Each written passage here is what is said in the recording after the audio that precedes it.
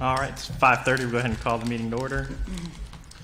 So Jackie, will you lead us in the Pledge of Allegiance?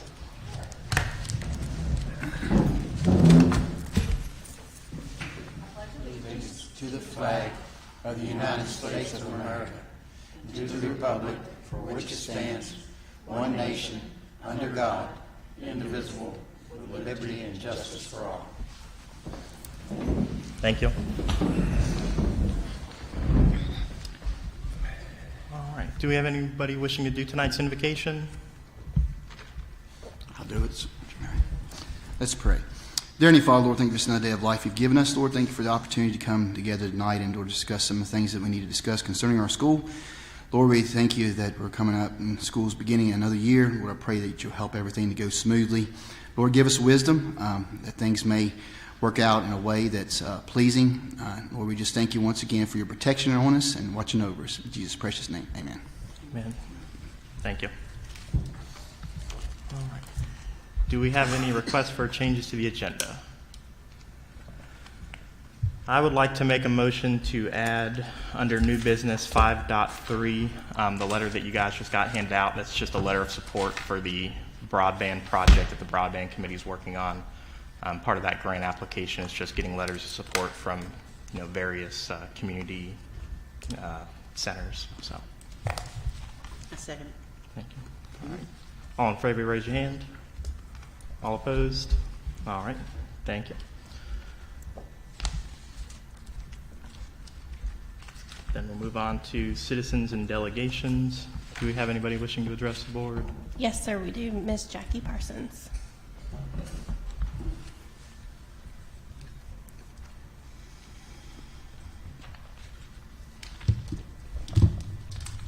Good evening.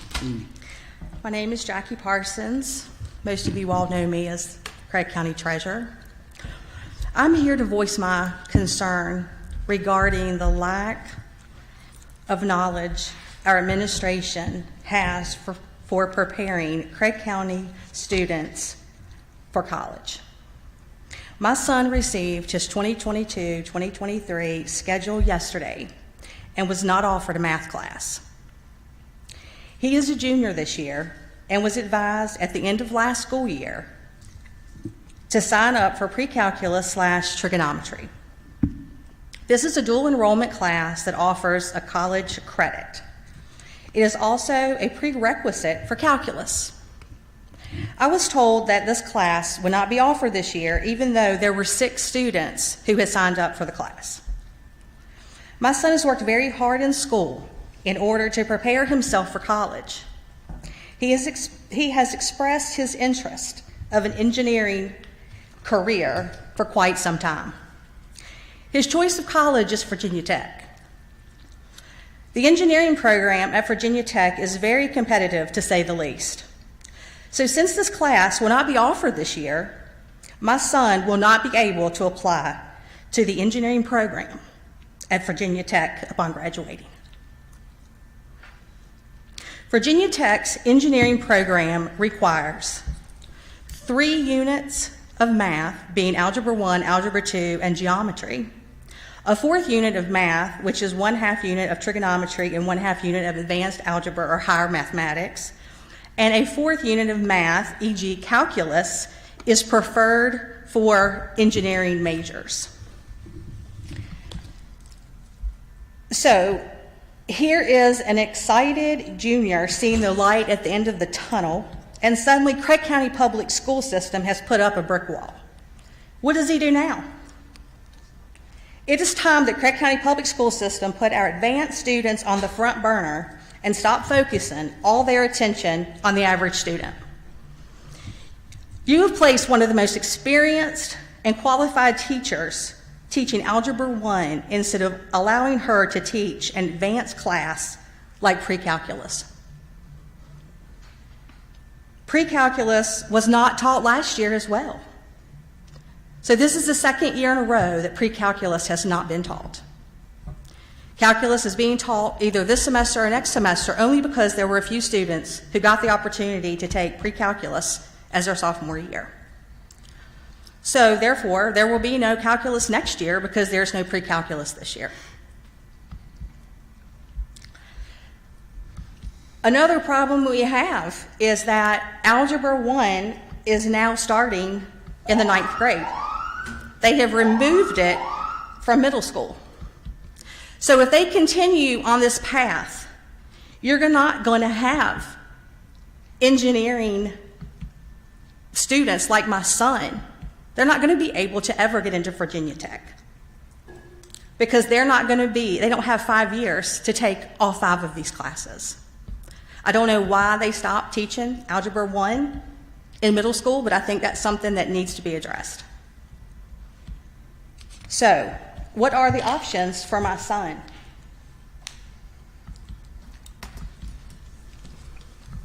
Something we probably don't have right at the moment, but I'll look into it and I'll get back with you. And tomorrow's the first day of school. Yeah. So, there again, the classes were only given to us yesterday. So, I had to scramble and call Virginia Tech, Virginia Western, all of these places, because I was not told when the decision was made back in the summer or whenever it was that there was not going to be this class. And I do know that the teachers have been talking to the administration and telling them that this was going to happen. And I guess I'm it. My son's it. So how do you think you would feel if you were in my position and my son, who really wants to go to Virginia Tech, is now not going to be able to apply to the engineering school because of Craig County Public School System? Thank you. Is there anybody else? No, I don't have anybody else. Thank you.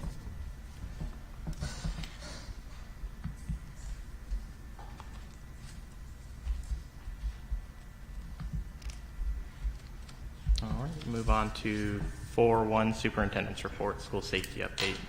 Okay. Just a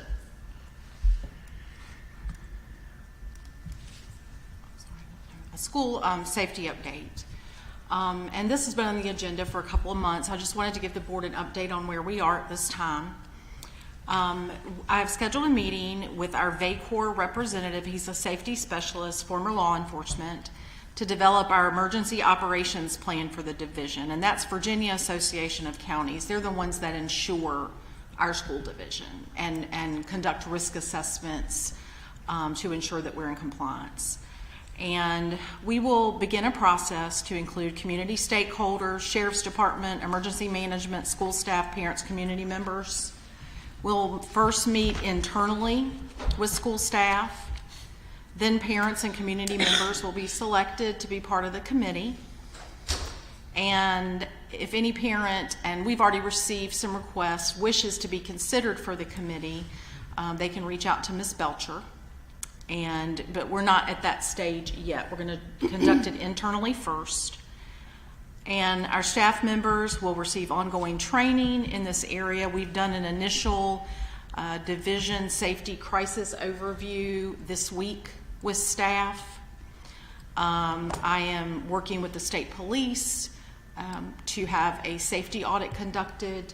So we're doing our research now, and then we'll come together to revise our current plan. I did want you to know that we have applied for and received funding for digital mapping of our facilities, which will allow for 3D map that law enforcement would have accessible to them of the school rather than just a piece of paper. So that's in the works now. I'm searching for a vendor now for that. So, any questions?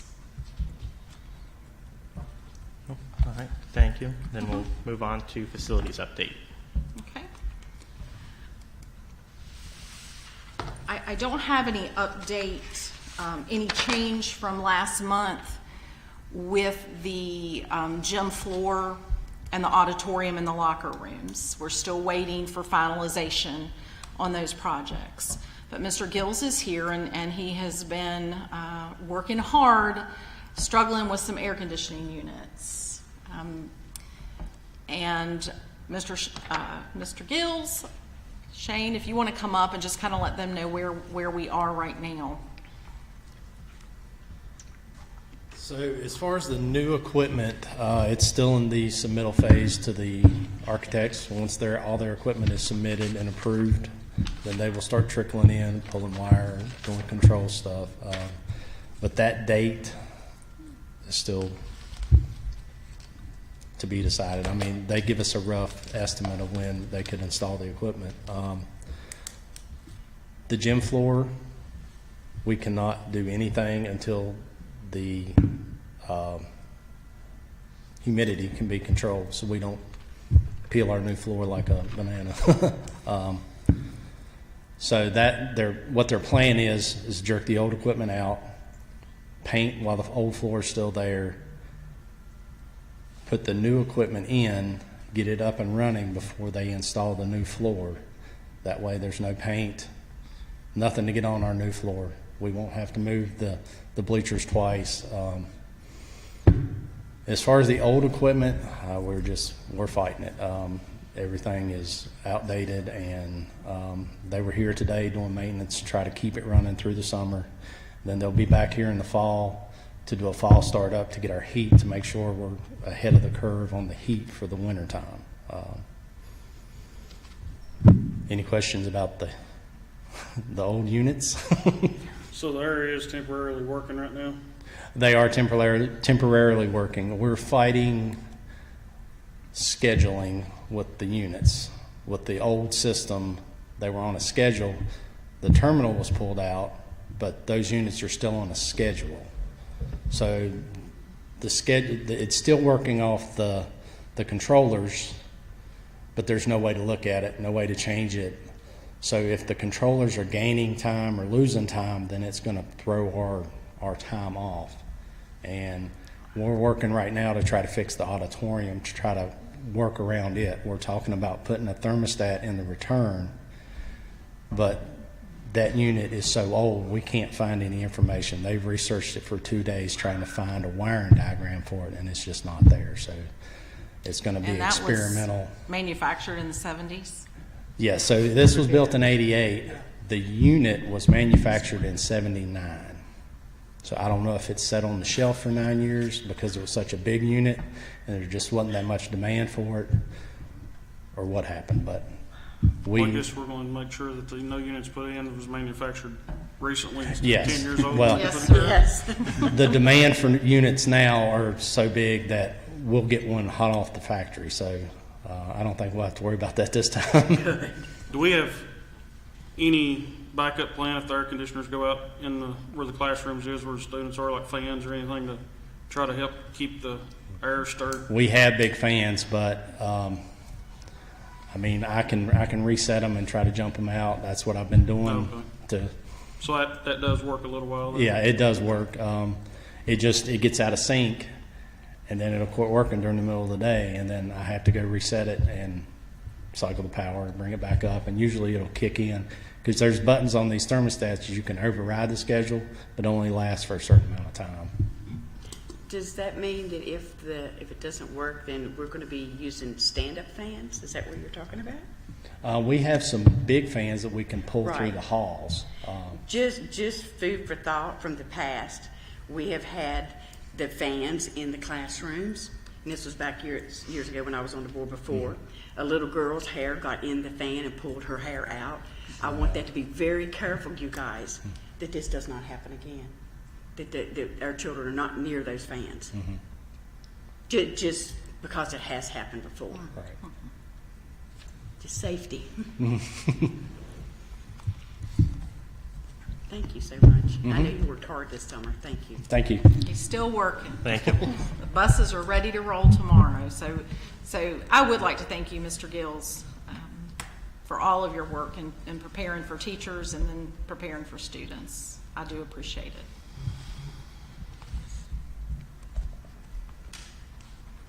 All right, we'll move on to 4.3 Live Safe Platform.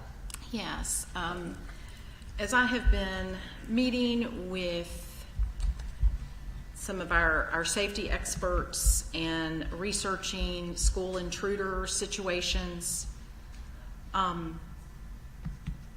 what we lack is a anonymous tip reporting system. If you look at the data with school shooters, many of them are victims of bullying, mental health issues, which we are putting lots more supports in for those issues. And communication and reporting is number one. And kids need to be able to do anonymous reporting because they don't want to snitch on anybody. And we have to take those reports seriously. So this is a platform that is part of our VACOR, our insurance company, and it can be downloaded to a cell phone for staff.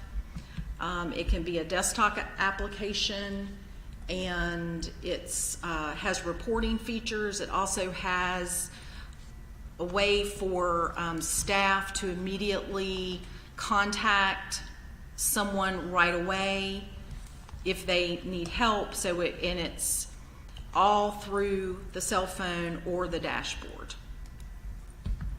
And you can also send out mass communications to all of the staff if you need to get something out to them quickly. So I did, there's a PowerPoint in your presentation there, in your board agenda with the emergency options. It is an annual fee for this, and it's roughly $4,000, $3,998.50 a year, annual, and $500 for a one-time setup fee.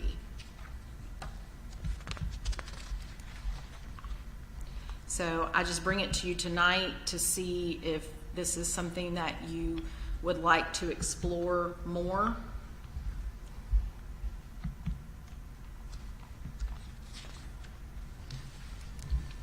Or if it's something that you would like to move ahead with for a year and try and see if it's effective for our staff and our students. Do they have a sample period or anything that we A could trial try to see? period? Trial period? I don't believe so. The reason is, I mean, they showed us how it works. Right. But in order to really do a trial, we have to actually put people in there. Like, we have to put our teachers in there, our staff in there, our students in there. So there really isn't a live trial that we could do.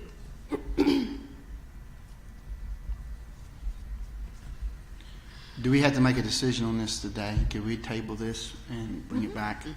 Have more time to I have some concerns with it, just thinking, you got to be careful with things like this because sometimes some kid could get labeled because somebody wanted to, falsely accuse or this or that, and I just, I agree with that, and of course we just would have to take these reports very seriously. Yeah.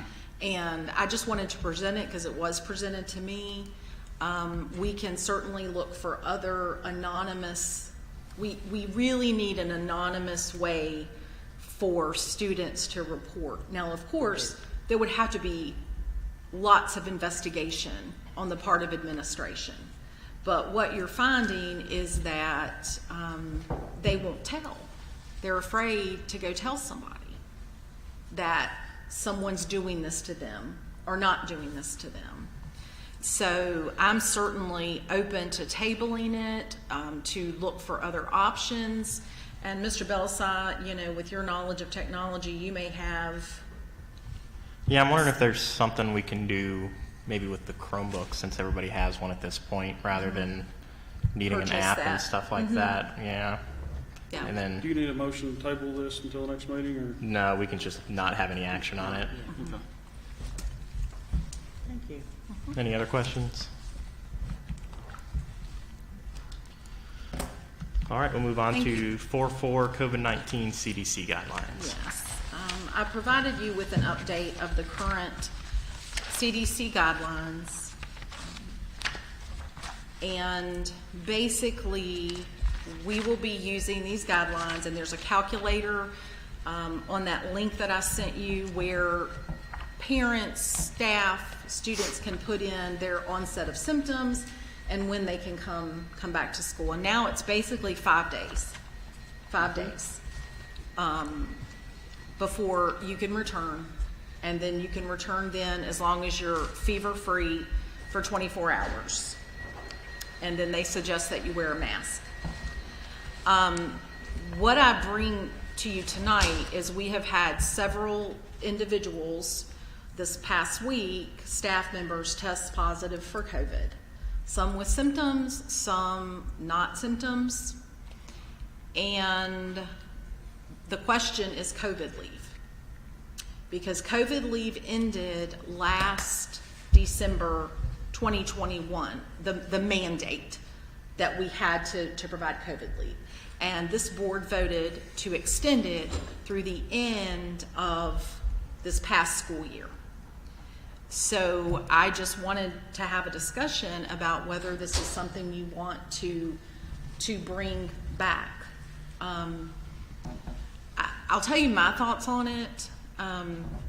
Because, okay, some people are like, well, how is this different than strep throat?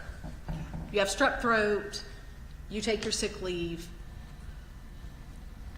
but I'm not making you stay home until you have to stay home till you're fever-free for 24 hours without fever-reducing medication. And that's what we do for students.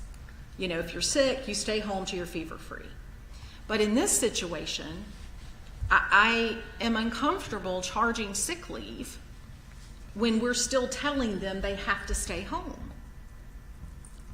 So, you know, but pretty much no other division is doing that, and that's what they've decided to do. But I just wanted to bring it up for discussion tonight. And if you want to continue it, I think we need to make sure that we're very clear on the regulations and how we're going to implement that.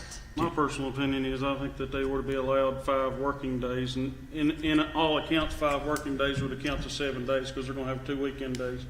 That will account to have them fever-free, hopefully, and be back to work in good terms and not take a chance of spreading it to, because we don't want them to think, well, I ain't using my sick day, and they come in a day that they should stay at home. Let's give them 5 working days. And I know you're going to have people say, well, there's going to be some people take advantage of it. Well, if they take advantage of it, that's their problem if they get COVID later on, is all I can say. But I mean, they can use their sick days later on. But Do we not require now for them to stay home if they test for strep throat or the flu or? It's just till they're fever-free. Okay, whereas this is requiring for the CDC. Correct.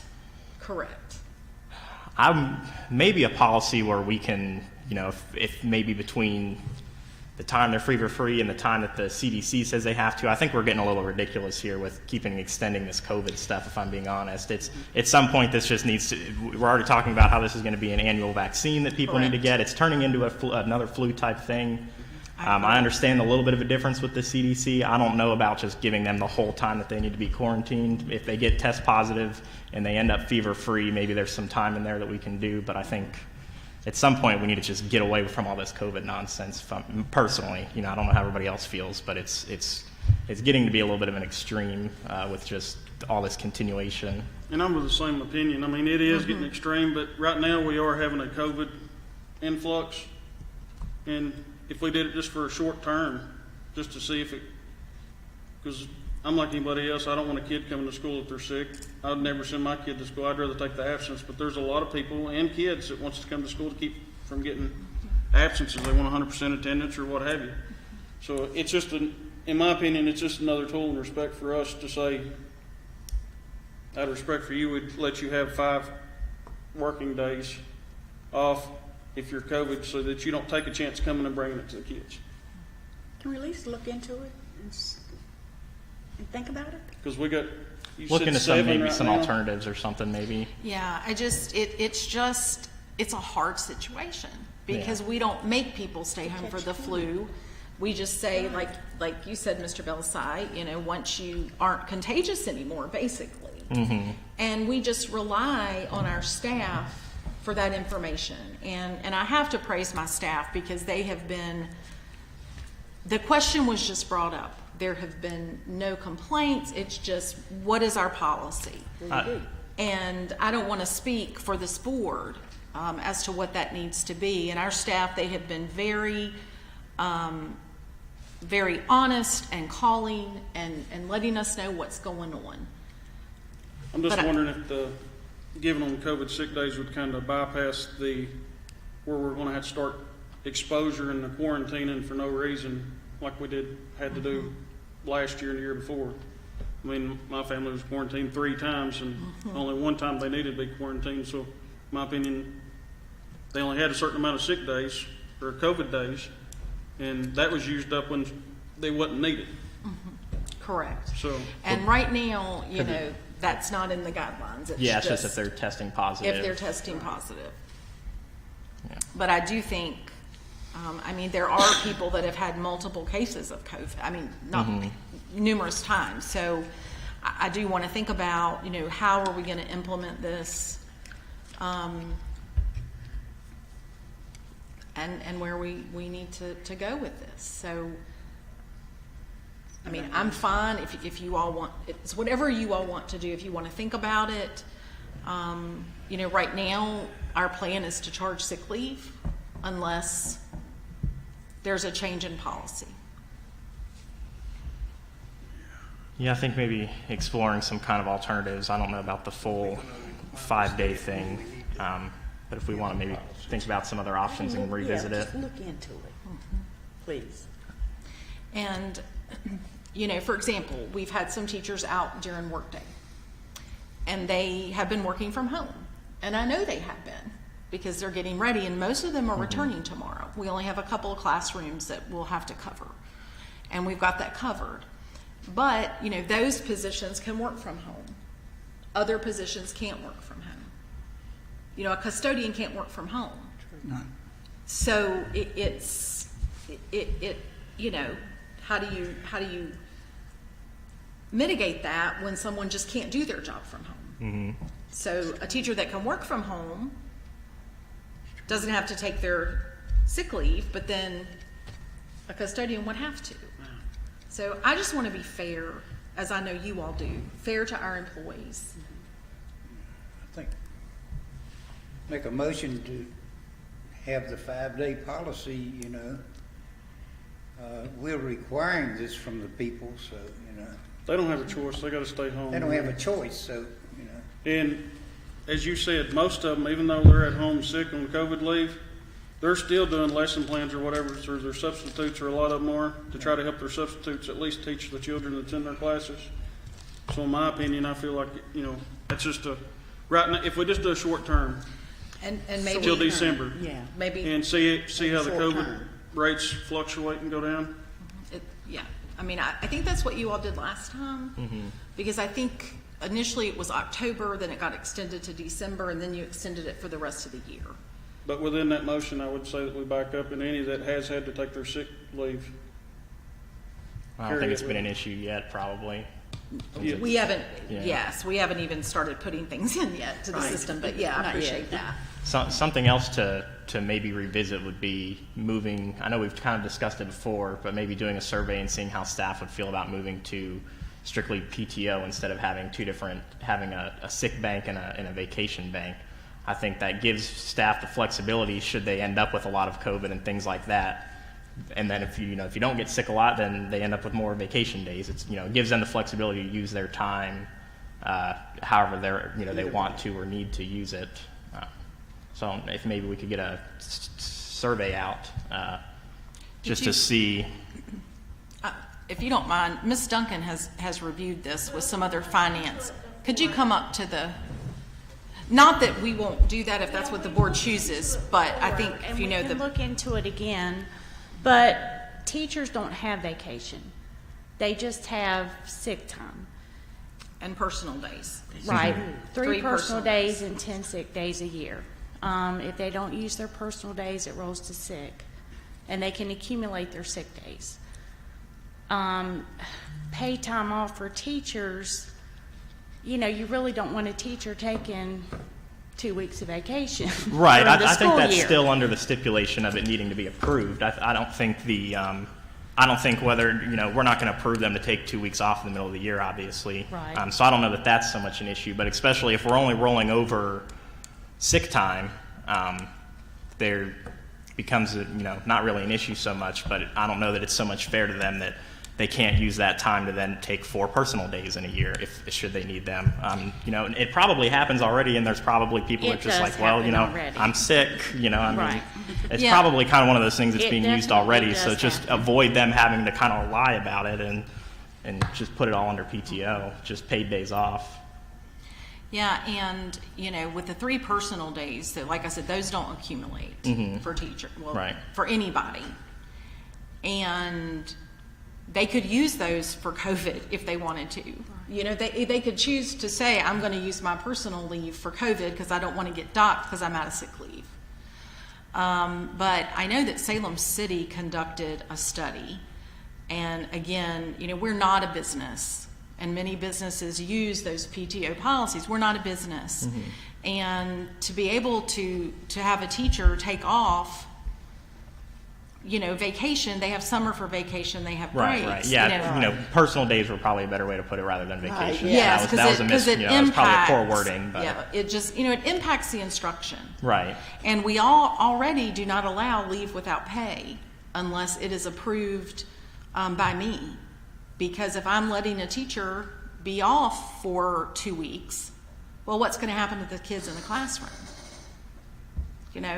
We already have concerns about subs, so I have a sub in there because you're going to go and take off for 2 weeks. And I'll go back and pull, I don't even know when we looked into this, but, we polled other divisions to see what they were doing. Yeah, I think- I'll see what I can find. I think if the biggest concern is just the amount of time they're taking off, that's easily remedied by it needing to be approved.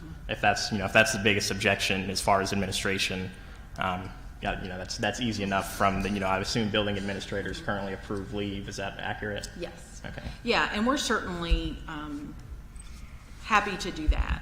That's not a problem. And we can bring that back. Even just getting some feedback on it from the teachers, maybe. Okay. Yeah, and we can definitely do that, but I also want to make sure Ms. Duncan can present kind of the pros and the cons of that. Yeah. So All right. on the COVID leave, are we gonna do we need to make a motion I make a motion that we give the teachers on COVID leave only 5 days, 5 working days for COVID leave, paid by us being, I guess they're forced off, if they're forced on COVID leave. Did you want to set a time limit on that? Till December. Until December 31st. And that's one time, 5 days. Yeah, one time, One 5 time. days. Right, 5 can't be over working and days. over, right. Right. Second? I'll second that. All right. All in favor, raise your hand. All opposed? All right. Move Did I on. need to say anything about back? Oh, y'all said y'all hadn't done it, so it'll back up and catch anybody that has been. Yes, sir. Okay. Yes, sir. Absolutely. Absolutely. Move on to 5-1 Mci Resolution. Okay.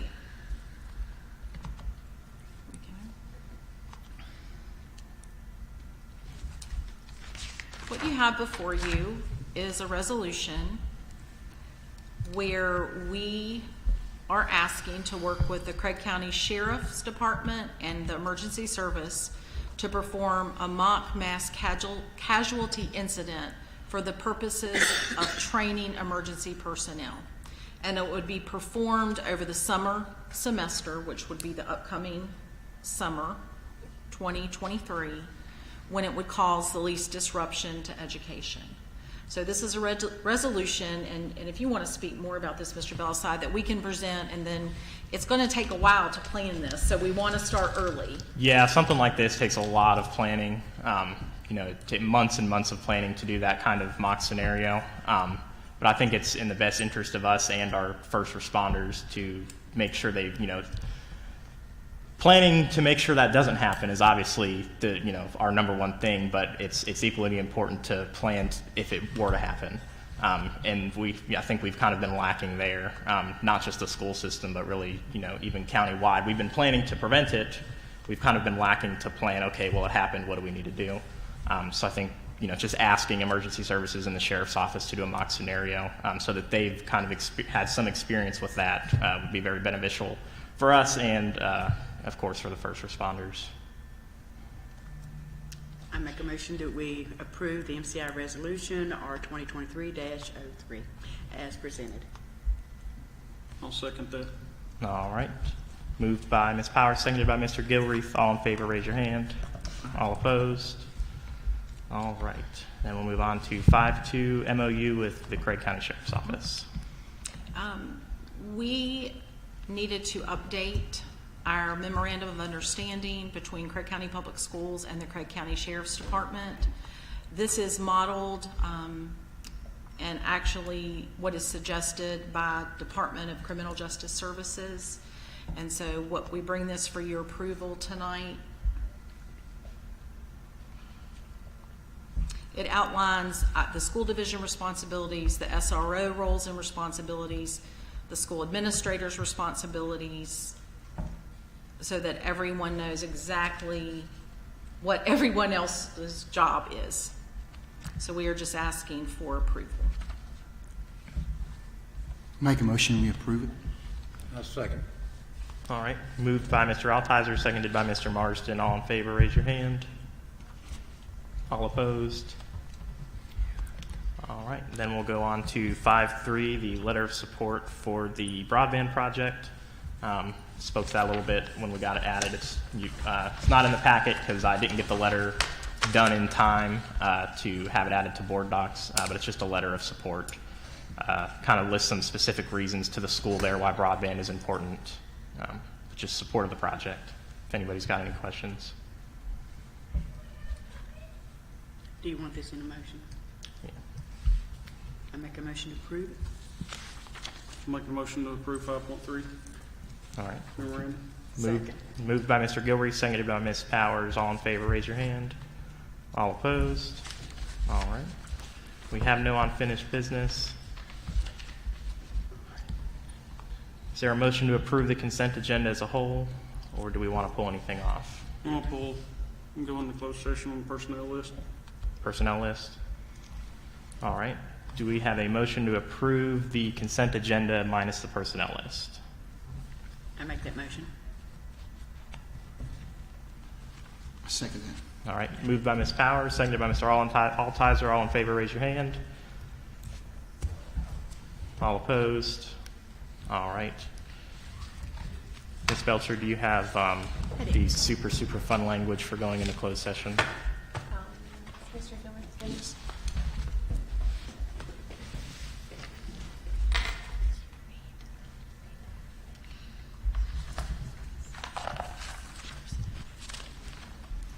According to Virginia Code 2.2-3711.a, motion will be made to go into closed session to discuss personnel issues. Do we have a second? Second. All right. Moved by Mr. Gilreath, seconded by Ms. Powers. All in favor, raise your hand. All opposed? All right. We're in closed session.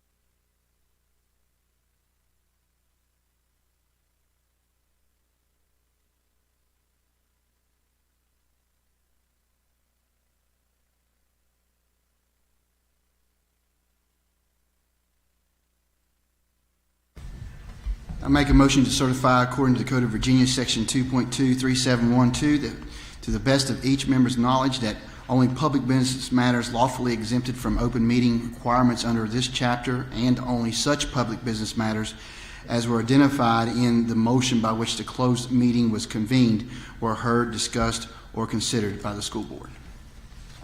Do we have a second? A second.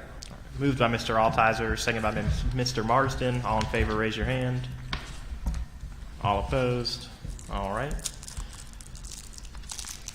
Results from closed section. Do we have a motion to approve the personnel list as presented? Make a motion to approve the personnel list as. A second. All right. Moved by Mr. Gilreath, seconded by Mr. Marsden. All in favor, raise your hand. All opposed? All right, that'll carry. And we'll move on to comments and information. Did we approve the consent agenda? Yes. Yeah, we Okay, approved, I'm we approved sorry. the rest of it I without just wanted the to make personnel sure. list. I'm Yep, sorry you're as I'm fine. moving on. Yeah. We on number 11? Yeah, we're on comments, yeah. I would like to ask, I don't know, Ms. Ward, Ms. Stimley, whoever, I'd like to have a list of what classes was cut that would be core classes like the calculus classes and stuff. And just let us email it to us or whatever we need in order to, I'm just kind of interested in seeing what classes of that nature was cut that's needed in high school to go to certain college courses. Do we have a virtual option for pre-calc? We do. We do. Is that, not sure, don't want to do virtual? I don't think so. I was told by a couple of math teachers that it's going to be really hard for him to kind of teach himself, and it's not dual enrollment, which this other one would have been dual enrollment. So that means he's going to take it now virtually, and he would have to take it again at Virginia Tech or at Virginia Western or wherever he may end up having to be now. So, you know, it's not fair because if it would have been dual enrollment, it would have went straight to Virginia Western, straight to Virginia Tech, and he wouldn't have had to take it again. He shouldn't have to take it again. He just wouldn't get college credit for it. At least I know, like when I was in college, I didn't have to retake calculus. I went straight into Calc 2, but I didn't get any credits for the calculus class. Right, but they said it was just a high school credit, so he would get a high school credit. Yeah, he wouldn't get any college credit for it, but he shouldn't have to necessarily repeat it. But so I'm not sure if it's probably not the ideal option. That might be the best option we have right now, considering it's hard to redo scheduling. Did you ever take calculus and pre-calc and trade and all that? Yeah. You probably are the only one, probably everybody, but you know that's going to be hard to. It's not an It's not an easy class. right. It's a college class. It's a college level class, so you know I don't think it's got to this point. Yeah, might be the only option we have for now. Maybe we can talk to the current math teachers about just being available for assistance if he needs it, if you want to look at that route. But I think that's probably the only option we have now. But I'll follow up with you with some more information, see what we can figure out. Yeah, and Ms. Parsons, I'll be happy to follow up with you after I have a chance to talk and to research. And we are looking at a new platform for virtual learning, which includes a teacher and access to online teacher when necessary. Yeah, rather than it's not just like getting the coursework It's a and much having more to do it. rigorous option. But I'll be happy to follow up. And then you have a teacher as a helper in there, Yes. not an option. Well, I don't know that we need to speak right now about specific children, but I can just globally say that I will be looking into that and I can follow up. Thank you. Thank you, Ms. Parsons, for coming and speaking tonight. Thank you. Any other comments? Anything? All right, we're adjourned.